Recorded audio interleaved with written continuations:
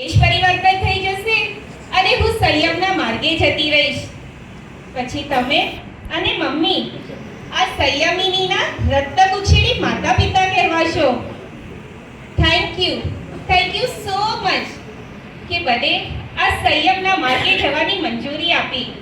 હું તમારો આ ઉપકાર ક્યારેય નહીં ભૂલી શકું પપ્પા. આ સંસારી જીવનમાં અગર મારાથી કાંઈ પણ કટુ વચન બોલાઈ ગયું હોય અથવા તો તમારા કોઈના બી દિલ દુભાઈ ગયા હોય તો હું હૃદયથી ક્ષમાઈ અછું છું.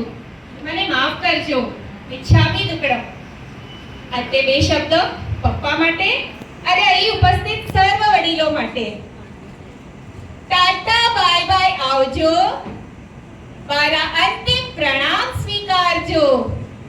હવે લાગશે કરેવી ભત્તેની લગાવ. આપ સૌને મારા આખરી પ્રણામ.